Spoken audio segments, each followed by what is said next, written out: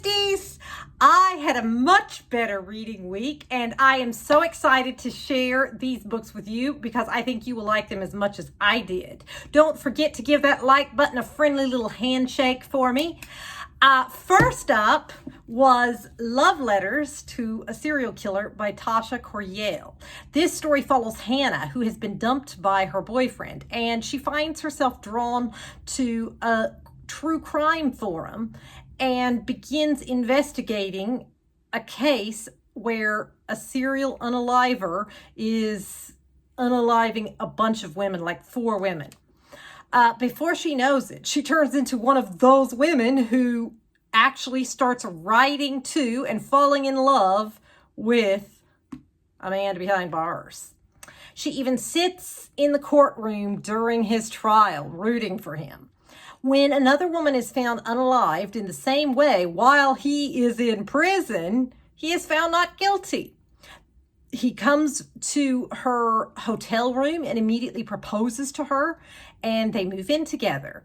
But Hannah continues to secretly investigate him because there are a lot of suspicious things going on.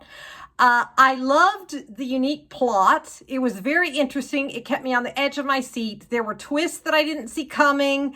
And you know we love a good cliffhanger. This ends on a cliffhanger. I love that. Love it. Now, Hannah is clearly a very flawed character. She has very low self-esteem and she goes after the wrong guys. So as long as you can get past a flawed character, you will enjoy this book. Next up was Love Mom by Ileana Zander.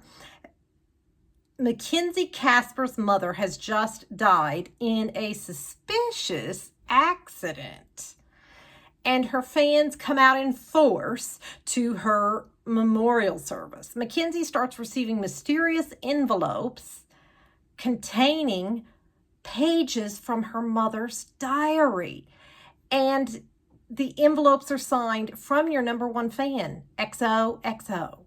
Soon, Mackenzie and her best friend are desperately trying to unravel sinister secrets and lies from her parents' past. This had a shocking twist, and new secrets are revealed throughout the story right up to the very last chapter. I loved it. Then I read The Last One at the Wedding by Jason Rukulak. Frank hasn't heard from his daughter for 3 years, so he is thrilled when she calls him and asks him to come to her wedding. But Frank becomes increasingly worried after he receives a warning about his future son-in-law. When he arrives at the luxury resort for the wedding, things get weirder and weirder. This had me on the edge of my seat. Lots of shocking twists in this one. Now, the characters were extremely unlikable, but the story was so interesting that I had no choice but to give it 5 stars. So I went to Goodreads kicking and screaming and rated it 5 stars. But I think that is when you know an author is really writing well, because even though you hate the characters, you still enjoy the story. Now, I have definitely DNF'd books because I hated characters before, but I think the writing also was not up to par for me. So this one, the writing was so good and the story kept me so engaged that it didn't really matter to me that I absolutely hated the characters. Now, there were 2 likable characters in here, Frank's sister Tammy and her cute little foster girl. Those were really the only redeemable characters in the book, but it was so good, so good. So I do highly recommend, even though I hated the characters. Then last, I read The Dead Girl in 2A. Now, this is my 3rd book by Carter Wilson. I read his book, Tell Me What You Did, and rated it 5 stars. And then I read his book, The Father She Went to Find, and rated it 4 stars. This one, I gave 5 stars. Now, this is completely different from his other 2 books that I've read. I would call this more of a sci-fi story. I really can't say more than that without giving anything away, but you'll see what I mean as you read it. Jake finds himself sitting on a plane next to a woman who looks very familiar to him, but he can't figure out how he knows her. Then she admits that she's going to the mountains of Colorado to unalive herself.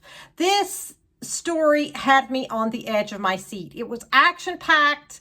The whole time I was trying to figure out what was going on. It was just super good. I absolutely loved it, which is saying a lot considering typically I don't like sci-fi. But it was very good.